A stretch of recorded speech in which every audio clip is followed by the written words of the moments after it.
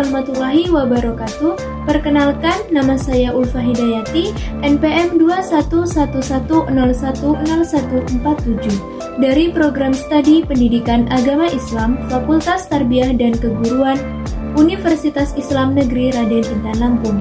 Video ini dibuat untuk memenuhi ujian akhir semester mata kuliah Bahasa Indonesia dosen pengampu Miss Era Oktaviona MPD. Dalam video ini saya akan menjelaskan 3 materi bahasa Indonesia, yaitu yang pertama tentang fungsi dan kedudukan bahasa Indonesia, yang kedua tentang diksi atau pilihan kata, dan yang ketiga tentang kalimat efektif. Selamat menyaksikan. Baik, untuk materi yang pertama saya akan menjelaskan tentang fungsi dan kedudukan bahasa Indonesia. Yang pertama adalah kedudukan bahasa Indonesia sebagai bahasa nasional. Kedudukan bahasa Indonesia sebagai bahasa nasional telah diikrarkan pada peristiwa Sumpah Pemuda, yaitu pada tanggal 28 Oktober 1928, yang terdapat pada ikrar ketiga yang berbunyi, "Kami putra dan putri Indonesia menjunjung tinggi bahasa persatuan bahasa Indonesia."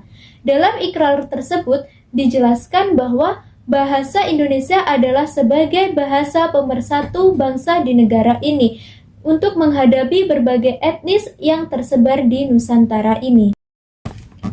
Yang kedua yaitu kedudukan bahasa Indonesia sebagai bahasa negara. Kedudukan bahasa Indonesia sebagai bahasa negara telah dijelaskan dalam pasal 36 Undang-Undang Dasar 1945 yang berbunyi, bahasa negara adalah bahasa Indonesia. Bahasa Indonesia telah diakui sebagai bahasa negara sejak diproklamasikannya kemerdekaan Indonesia, yaitu pada tanggal 17 Agustus 1945.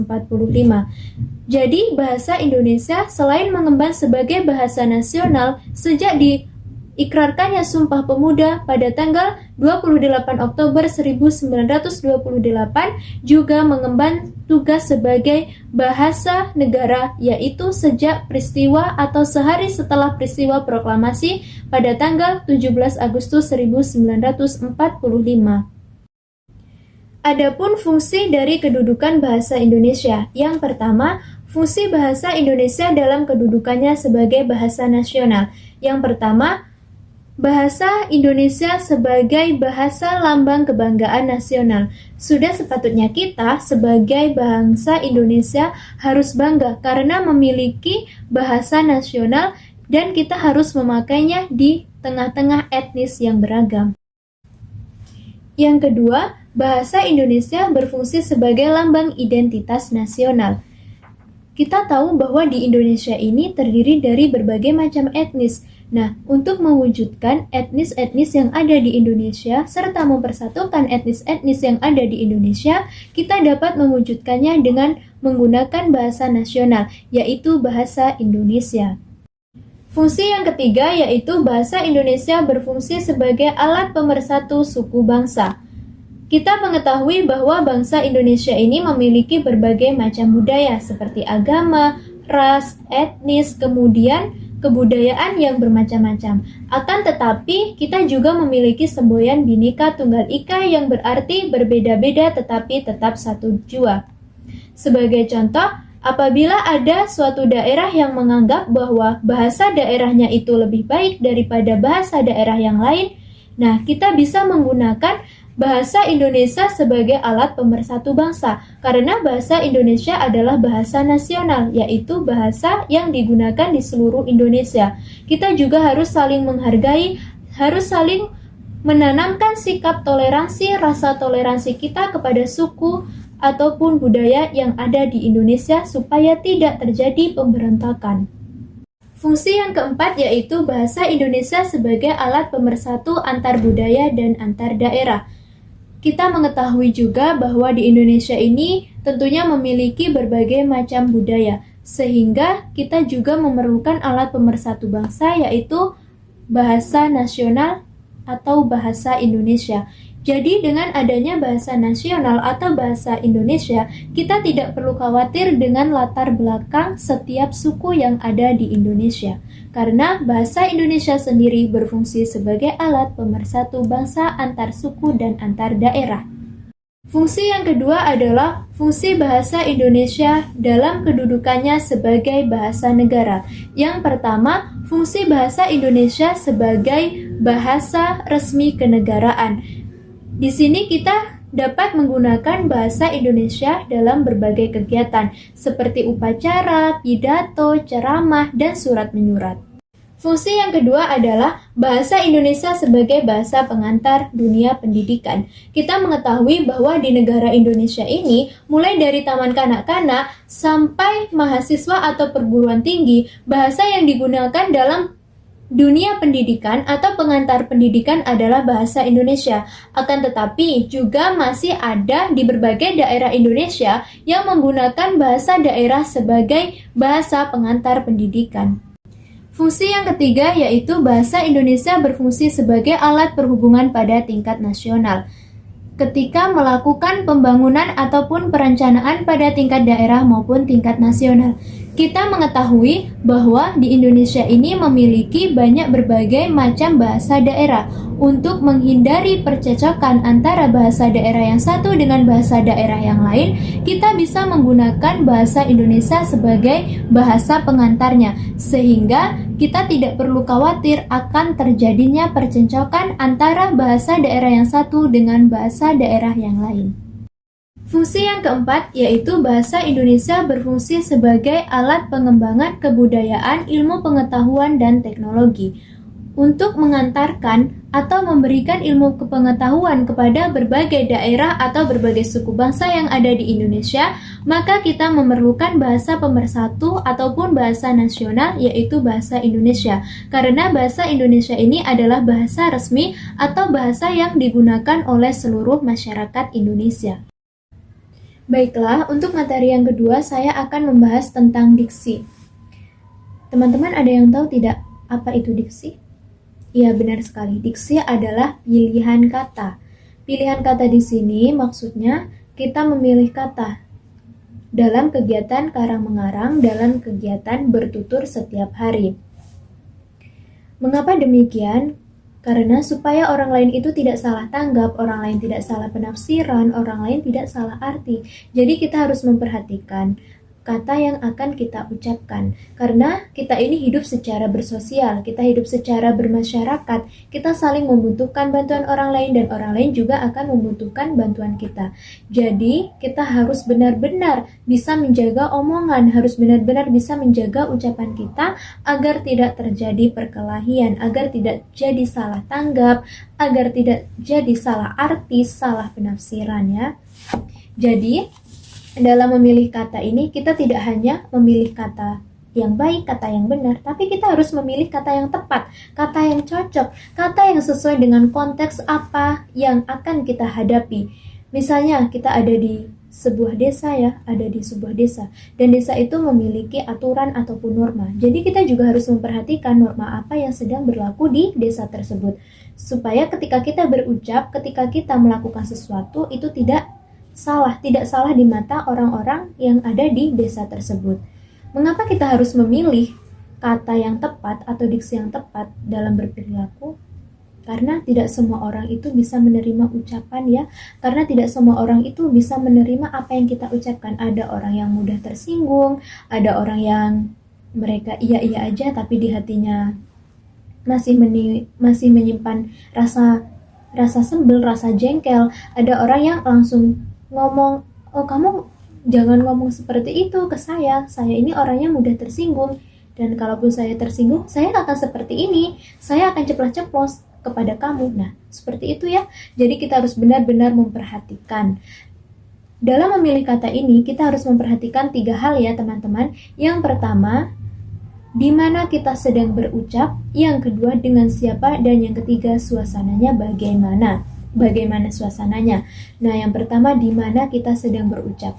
Seperti yang saya contohkan tadi, semisal kita ada di sekolah, semisal kita ada di sebuah desa, kita harus memperhatikan diksi yang harus kita gunakan, pilihan kata yang tepat yang harus kita gunakan.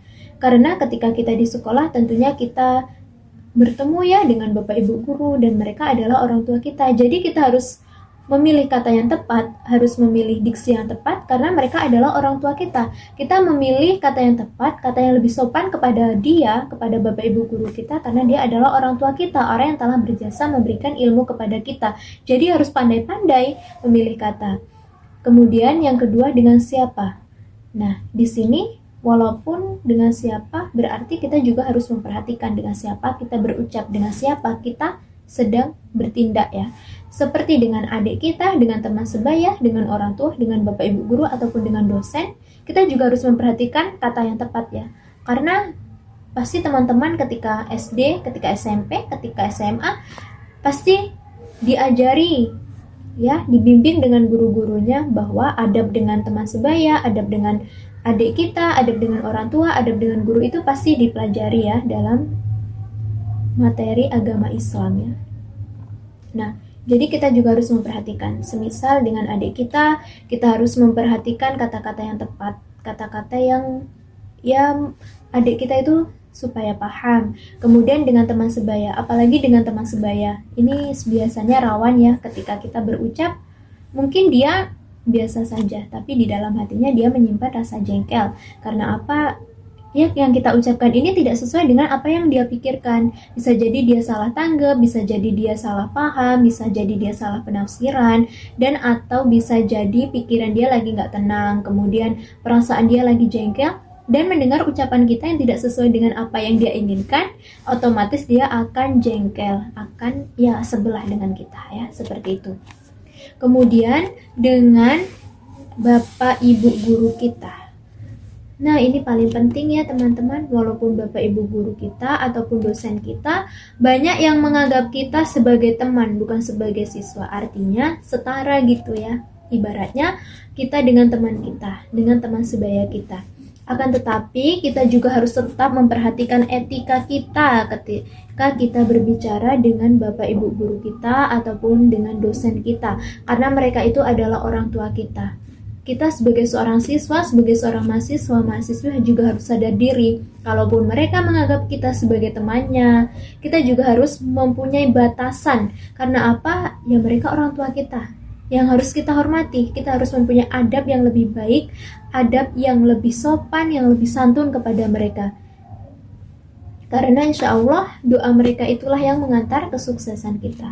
Dan yang ketiga, dan yang selanjutnya yaitu kepada orang tua, terutama kepada orang tua juga ya, kita juga harus memperhatikan adab ketika kita berbicara, apalagi orang tua ya yang telah berjasa dari sejak kita lahir sampai sekarang, mereka yang telah memberikan semuanya, dan juga Bapak Ibu guru serta dosen juga yang telah memberikan banyak ilmu kepada kita.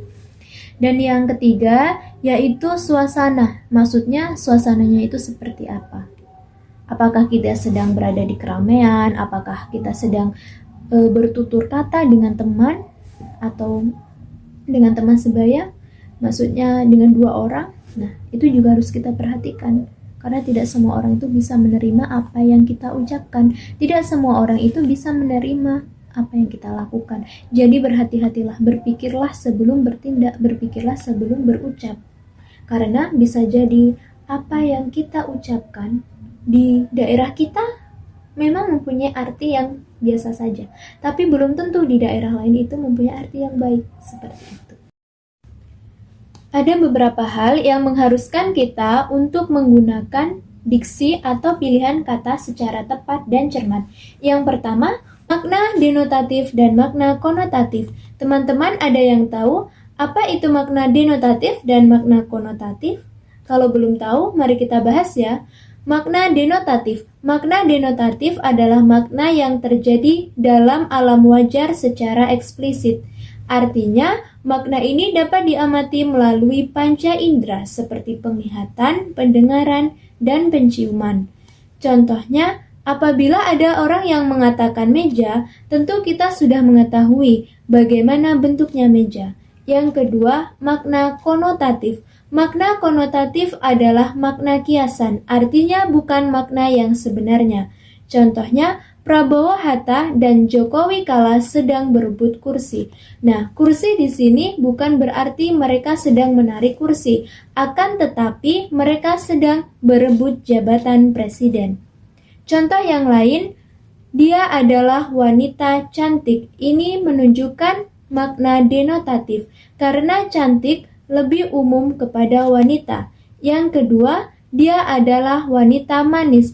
Ini menunjukkan makna konotatif karena manis tidak hanya dimiliki oleh wanita, akan tetapi kita juga bisa menafsirkan makna manis ini menggunakan perasaan. Yang kedua, kata umum dan kata khusus. Semakin umum, maka semakin besar terjadi kesalahpahaman karena semakin besar pula terjadinya perbedaan penafsiran. Semakin khusus suatu kata, maka semakin kecil pula ruang lingkupnya sehingga semakin kecil terjadinya salah penafsiran. Contohnya kata ikan. Kata ikan memiliki acuan yang lebih luas daripada kata mujair dan kata emas, karena ikan tidak hanya emas dan mujair. Ikan di sini dia sebagai kata umum, sedangkan jenis ikan seperti mujair, emas, lele, patin, dan lain sebagainya, dia sebagai kata khusus. Yang ketiga, kata konkret dan kata abstrak. Kata konkret adalah kata yang mudah diserap oleh panca indera seperti meja, kursi, rumah, buku, dan lain sebagainya yang berkaitan dengan kata konkret. Contohnya seperti ini ya, ketika ada orang yang mengatakan meja, otomatis kita tahu bahwa meja itu bentuknya seperti apa. Yang kedua, kata abstrak. Kata abstrak adalah kata yang tidak mudah diserap oleh panca indera, seperti ide, gagasan, angan-angan, kemudian keinginan, dan lain sebagainya yang berkaitan dengan kata abstrak. Seperti contohnya ada orang yang mengatakan ide, gagasan, angan-angan, otomatis kita tidak langsung tahu, bahkan kita pun juga memerlukan waktu yang panjang untuk mengetahui apa yang dimaksud dengan hal tersebut. Yang keempat, yaitu sinonim. Sinonim adalah dua kata atau lebih yang memiliki makna yang sama, tetapi bentuknya berlainan. Atau dengan kata lain, sinonim adalah persamaan kata. Contohnya, mati, meninggal, wafat, mangkat, itu memiliki arti yang sama, yaitu berpulang ke rahmatullah. Yang kedua, contohnya seperti menyicil, kredit, kemudian sinar, matahari, ilmu dengan pengetahuan, itu juga memiliki arti yang sama, tetapi bentuknya berlainan dan cara pengucapannya pun berbeda. Yang kelima, yaitu pembentukan kata. Pembentukan kata di sini terjadi dalam dua hal, yaitu dari dalam bahasa Indonesia dan dari luar bahasa Indonesia. Dari dalam bahasa Indonesia terbentuklah kata baru. Contohnya kata tata dan kata daya. Kata tata, contohnya tata buku, tata rias, kemudian tata cara, dan lain sebagainya. Yang kedua, kata daya, contohnya daya tahan, daya tarik, daya serap, dan lain sebagainya. Dari luar bahasa Indonesia terbentuklah kata-kata yang berasal dari pungutan, seperti kata bank, kata televisi, kata valuta, wisata, dan lain sebagainya. Yang keenam, yaitu kata-kata yang berhomonim, berhomofon, dan berhomograf.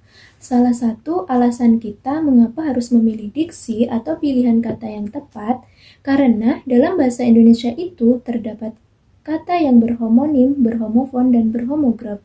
Di sini teman-teman ada yang tahu tidak arti dari ketiga kata tersebut? Nah, kalau belum tahu, mari kita bahas ya. Yang pertama, homonim. Homonim berasal dari bahasa Yunani, yaitu onoma yang berarti nama dan homos yang berarti sama. Secara harfiah, homonim adalah nama untuk suatu benda. Sedangkan menurut istilah, homonim adalah suatu kata yang memiliki ejaan yang sama, bunyi atau pelafalan yang sama, tetapi maknanya berbeda. Ada yang bisa memberi contoh, teman-teman? Contohnya seperti ini ya. Buku. Buku bisa diartikan sebagai kitab, akan tetapi dalam konteks lain bisa diartikan sebagai ruas. Yang kedua, bandar. Bandar bisa diartikan sebagai pelabuhan, sedangkan dalam konteks lain bisa juga diartikan sebagai orang yang memegang kekuasaan dalam perjudian. Dan contoh yang ketiga yaitu bisa. Bisa diartikan sebagai dapat, dalam konteks lain juga bisa diartikan sebagai racun ular ya. Yang kedua, homofon. Homofon berasal dari kata homo yang berarti sama dan foni atau pon yang berarti bunyi atau suara. Jadi, homofon adalah kata yang memiliki bunyi atau lafal yang sama tetapi ejaan dan maknanya berbeda. Contohnya seperti ini ya. Bank dengan bank.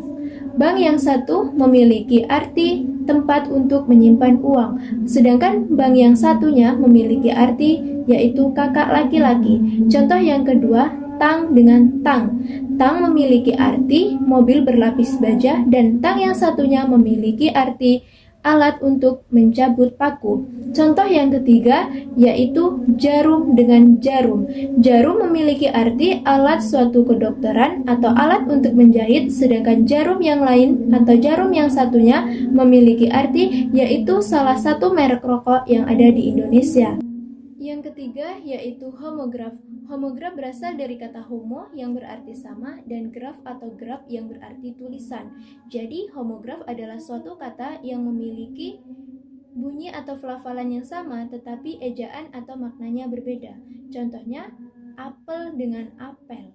Apel yang berarti buah, apel yang berarti upacara. Contoh yang kedua, mental dengan mental. Mental yang berarti suatu watak yang berhubungan dengan batin manusia, sedangkan mental artinya terpelanting, terbanting, ataupun terlempar. Contoh yang ketiga, serang dengan serang. Serang adalah salah satu nama tempat yang ada di Indonesia, sedangkan serang yang berarti menyerang. Alasan yang ketujuh yaitu kata baku dan kata non-baku. Kata baku adalah kata yang ejaannya telah ditentukan dalam KBBI atau Kamus Besar Bahasa Indonesia. Sedangkan kata non-baku yaitu kebalikan dari kata baku, yaitu kata yang ejaannya tidak ditentukan dalam Kamus Besar Bahasa Indonesia. Ketidakbakuannya ini bisa disebabkan karena penulisan dan ejaannya. Contohnya, ahli dengan ahli. Kata bakunya yaitu ahli. Contoh yang kedua, apotek dengan apotik. Kata bakunya yaitu apotek. Kemudian contoh yang ketiga, fisik dengan fisik. Kata bakunya fisik. Kemudian Februari dengan Februari. Kata bakunya Februari. Kemudian foto dengan foto. Kata bakunya yaitu foto. Yang kedelapan yaitu idiomatik dan polisemi. Idiomatik adalah gabungan kata secara berpasangan.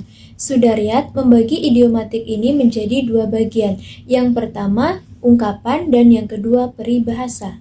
Yang pertama, ungkapan. Ungkapan adalah salah satu bentuk idiom yang mana maknanya itu bermakna kiasan. Artinya maknanya itu tidak sama dengan gabungan makna anggota-anggota lainnya. Contohnya, datang bulan yang berarti haid atau menstruasi, panjang tangan yang berarti suka mencuri, dan tinggi hati yang berarti sombong. Yang kedua, peribahasa. Peribahasa adalah salah satu bentuk idiom yang bermakna atau susunannya tetap. Sedangkan menurut KBBI atau Kamus Besar Bahasa Indonesia, peribahasa adalah kalimat atau kelompok kata yang memiliki susunan tetap sehingga mempunyai suatu maksud yang tertentu. Contohnya, bermuka masam yang berarti cemberut, berkepala dingin atau yang memiliki arti sabar dan tenang, dan tebal muka yang berarti tidak punya maling. Yang kedua adalah polisemi. Polisemi adalah kata-kata yang memiliki arti lebih dari satu. Di sini saya akan memberikan contoh kepala. Nah, kepala di sini mempunyai arti lebih dari satu, yaitu bagian tubuh manusia atau hewan, bagian yang sangat penting, ketua atau pemimpin, kemudian bagian yang terdapat di bagian atas. Selanjutnya yaitu kesalahan pembentukan dan pemilihan kata. Di sini saya akan memberikan contoh penggalan awalan me. Contoh kalimatnya yaitu Amerika Serikat luncurkan pesawat bolak-balik Columbia. Bandingkan dengan kalimat yang kedua, yaitu Amerika Serikat meluncurkan pesawat bolak-balik Columbia. Kalimat yang benar adalah kalimat yang kedua. Mengapa? Karena di situ ditambahkan awalan me, sehingga kalimatnya yaitu Amerika Serikat meluncurkan pesawat bolak-balik Columbia. Mengapa harus ditambahkan awalan me? Karena supaya kalimat tersebut menjadi efektif.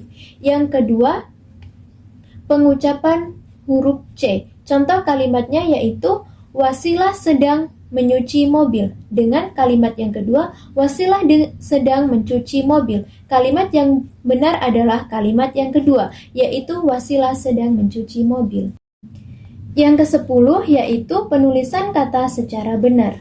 Penulisan kata secara benar, di sini saya akan memberikan contoh kata depan atau preposisi, kata di, kata ke, dan kata dari. Kata di, contohnya di atas. Penulisan yang benar yaitu di spasi atas. Kemudian kata ke, contohnya ke atas. Yang benar adalah ke spasi atas. Dan kata dari, contohnya dari atas. Yang benar adalah dari spasi atas. Yang ke-11 yaitu bahasa asing. Seiring berjalannya waktu, tentu kita tahu pada zaman sekarang ini adalah zaman globalisasi. Zaman di mana kita dapat dengan mudah mengakses informasi. Hanya dengan menggunakan handphone, apa yang akan kita cari itu akan mudah kita temui. Seperti halnya bahasa asing. Bahasa asing sekarang ini sudah masuk ke negara Indonesia dengan cara mudah. Saya beri contoh. Seperti untuk kata tempat orang yang terhormat sekarang diganti dengan VIP. Kemudian kata monorail untuk kereta api satu rel dan kata colorful untuk penuh warna. Yang terakhir atau yang ke-12 yaitu kata baru. Jumlah kata baru yang ada di Indonesia seiring dengan berjalannya waktu terus bertambah, apalagi di zaman globalisasi seperti ini. Mengapa demikian? Karena kita membutuhkan kata-kata baru tersebut untuk berkomunikasi, untuk mengungkapkan pikiran, mengungkapkan gagasan, kemudian mengungkapkan ekspresi kita dalam kehidupan sehari-hari. Di sini saya akan memberikan beberapa contoh seperti kata chatting, kata download, kata server, kata DVD, kata CD, kata website, dan lain sebagainya yang berkaitan dengan kata baru yang masuk ke dalam negara Indonesia. Tentunya bagi kita itu sudah tidak asing kita dengar. Karena kata tersebut sering kita gunakan dalam kehidupan sehari-hari untuk berkomunikasi.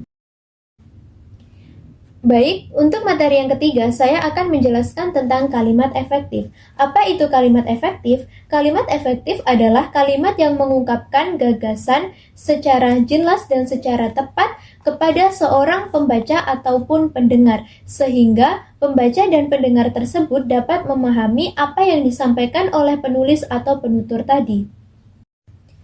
Baik, kemudian saya akan membahas tentang apa saja yang menjadi unsur-unsur dari kalimat efektif. Yang pertama, subjek, kemudian predikat, objek, pelengkap, dan keterangan. Mari kita bahas bersama-sama ya. Yang pertama adalah subjek. Subjek adalah bagian kalimat yang menunjukkan tokoh atau pelaku yang menjadi pokok pembicaraan. Yang kedua adalah predikat. Predikat adalah tindakan atau perilaku yang dilakukan oleh subjek. Yang ketiga ada objek. Objek biasanya terletak setelah predikat. Objek di sini berfungsi sebagai penderita yang dilakukan dari subjek. Yang keempat ada pelengkap. Pelengkap biasanya terletak setelah predikat. Yang kelima ada keterangan. Keterangan bisa berupa keterangan tempat ataupun keterangan waktu. Keterangan di sini bebas letaknya, bisa di awal, bisa di tengah ataupun di akhir kalimat. Contoh kalimatnya, ibu membeli obat di apotik. Ibu sebagai subjek, membeli sebagai predikat, obat sebagai objek, dan di apotik sebagai keterangan tempat. Contoh yang lainnya, Bu Dokter memeriksa nenek kemarin. Bu Dokter sebagai subjek, memeriksa sebagai predikat, nenek sebagai objek, dan kemarin sebagai keterangan waktu. Baik, untuk selanjutnya kita akan membahas tentang kalimat majemuk. Kalimat majemuk dibedakan menjadi dua. Yang pertama adalah kalimat majemuk setara atau koordinatif. Kalimat majemuk setara atau koordinatif adalah kalimat majemuk yang memiliki dua klausa atau lebih sehingga memiliki hubungan yang setara. Kalimat majemuk ini dibagi menjadi 4. Yang pertama adalah kalimat majemuk penjumlahan. Kalimat majemuk penjumlahan biasanya menggunakan konjungsi dan, serta, dan lagi pula. Contoh kalimatnya adalah dosen dan mahasiswa sedang mempersiapkan keperluan seminar nasional. Di sini konjungsinya menggunakan kata dan. Yang kedua adalah kalimat majemuk pemilihan. Kalimat majemuk pemilihan biasanya menggunakan konjungsi atau. Contoh kalimatnya adalah Anda akan ikut kuliah atau seminar. Yang ketiga adalah kalimat majemuk urutan. Kalimat majemuk urutan biasanya menggunakan konjungsi lalu, terus, dan lantas. Contoh kalimatnya adalah sang komandan memberi perintah, lalu mereka segera mencari perlindungan. Konjungsi yang digunakan pada kalimat ini adalah konjungsi lalu. Yang keempat adalah kalimat majemuk perlawanan. Kalimat majemuk perlawanan ini biasanya menggunakan konjungsi sedangkan, melainkan, dan tetapi. Contoh kalimatnya adalah Daniel tidak beragama Islam, tetapi dia tertarik dengan Islam. Yang kedua adalah kalimat majemuk bertingkat atau subordinatif. Kalimat majemuk bertingkat atau subordinatif adalah kalimat majemuk yang memiliki dua klausa atau lebih, yang salah satu klausanya menjadi bagian dari klausa yang lain. Kalimat majemuk bertingkat atau subordinatif ini dibagi menjadi 4 bagian. Yang pertama adalah kalimat majemuk bertingkat hubungan waktu. Biasanya menggunakan konjungsi sebelum, sesudah, sejak, ketika. Contoh kalimatnya adalah Ibuku menyuruhku pulang sebelum hujan turun. Pada kalimat ini menggunakan konjungsi sebelum. Yang kedua adalah kalimat majemuk bertingkat hubungan tujuan. Biasanya menggunakan konjungsi agar, supaya. Contoh kalimatnya adalah warga bekerja sama membersihkan selokan dan halaman rumah agar nyamuk tidak berkembang biak. Pada kalimat tersebut menggunakan konjungsi agar. Yang ketiga adalah kalimat majemuk bertingkat hubungan syarat. Pada kalimat ini menggunakan konjungsi jika, asalkan, apabila. Contoh kalimatnya adalah kita akan mengalami kerugian besar apabila produk kita gagal. Pada kalimat tersebut menggunakan konjungsi apabila. Yang keempat adalah kalimat majemuk bertingkat hubungan perumpamaan atau perbandingan. Pada kalimat ini menggunakan konjungsi seperti, laksana, dan daripada. Contoh kalimatnya adalah Ayahku sangat mirip dengan ibunya seperti pinang dibelah dua. Pada kalimat tersebut menggunakan konjungsi seperti. Baik, untuk materi selanjutnya kita akan membahas tentang ciri-ciri kalimat efektif. Ciri yang pertama adalah kesepaduan struktur. Maksudnya adalah keseimbangan antara pikiran dan gagasan dengan bahasa yang dipakai. Contoh kalimatnya adalah bagi mahasiswa di perguruan tinggi ini harus membayar uang kuliah. Kalimat ini menunjukkan kalimat yang salah. Kalimat yang benar adalah semua mahasiswa di perguruan tinggi ini harus membayar uang kuliah. Kalimat tersebut menunjukkan benar karena bahasa yang digunakan adalah bahasa dengan kata semua. Karena kata semua di sini menunjukkan kata yang lebih tepat daripada kata bagi. Syarat yang kedua adalah keparalelan. Keparalelan maksudnya adalah keseimbangan kata yang digunakan dalam kalimat itu. Maksudnya, apabila kalimat pertama menggunakan nomina, maka kalimat selanjutnya juga harus menggunakan nomina. Contoh kalimatnya adalah namanya ditulis dengan jelas di kertas segel atau pencantumannya di kertas khusus. Syarat yang ketiga adalah ketegasan. Maksud dari ketegasan adalah kata yang menonjol pada suatu kalimat. Contoh kalimatnya adalah Presiden mengharapkan agar rakyat membangun bangsa dan negara dengan kemampuan yang dimiliki pada dirinya. Ketegasan pada kalimat tersebut terdapat pada kata mengharapkan. Syarat yang keempat adalah kehematan. Kehematan dalam kalimat efektif maksudnya adalah tidak berlebihan menggunakan frasa, kata, atau bentuk lain yang dianggap tidak penting. Contohnya adalah hadirin serentak berdiri setelah mereka mengetahui bahwa presiden datang. Pada kalimat tersebut terlalu bertele-tele. Kalimat yang benar adalah hadirin serentak berdiri setelah mengetahui bahwa presiden datang. Pada kalimat sebelumnya menggunakan kata mereka. Sedangkan kata mereka telah dijelaskan pada kata hadirin. Syarat yang kelima adalah kecermatan. Kecermatan dalam kalimat maksudnya yaitu tidak menimbulkan penafsiran ganda dan memiliki atau memilih kata yang tepat atau diksi. Contohnya adalah mahasiswa terkenal perguruan tinggi itu menerima hadiah. Dalam kalimat tersebut, kita tidak bisa mengetahui apakah mahasiswanya atau perguruan tingginya yang menerima hadiah. Syarat yang keenam adalah kepaduan. Maksudnya adalah informasi yang disampaikan dalam kalimat tersebut itu jelas sehingga informasi yang disampaikan tidak terpecah-pecah. Untuk teman-teman yang telah menyaksikan video saya dari awal sampai akhir, saya mengucapkan terima kasih. Saya akhiri, wassalamualaikum warahmatullahi wabarakatuh.